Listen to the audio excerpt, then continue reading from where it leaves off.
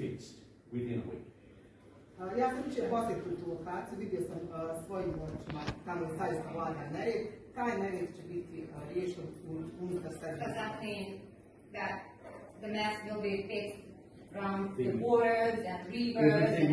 Absolutely everything that they have moved onto that location, with the exception of a hut where it's going to be remain for picnics, will be removed. Dakle, sve će biti uklonjeno što je donijelo na tu lokaciju, osim onog kućice za... Ona je čovjek prestana, ona odprije. Koje je rok? Imaju 40. And my team, people I trust, like Bilal, like Nered, will make sure that that site is restored to what it was before that company moved in there. I don't know when they moved in, that was several years ago.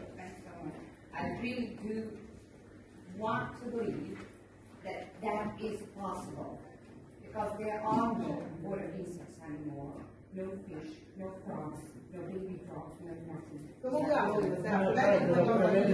Bilo bi korektno i zbog drugih malo prevedla, ne samo za ovo.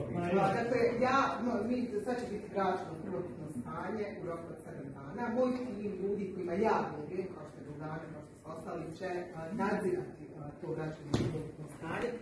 I to prvobitno stanje kako je bilo prije nekoliko godina, kada je ta firma ušla na to gradilište, ja ne znam kada je to tačno bilo, ko sam je rekla da se nada da će to zaista biti urađeno tako, da na toj lokaciji pobjegu. Da li će gospodin raditi sve ubijeni, kompletan rijest autotoni potočnih plastike koja je ubijena od prvog novembra do 1. marta?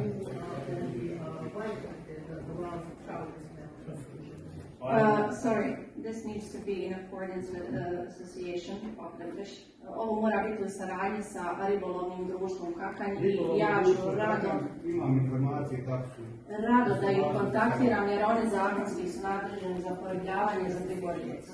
Tu ćemo uzeti na listu naših obaveza.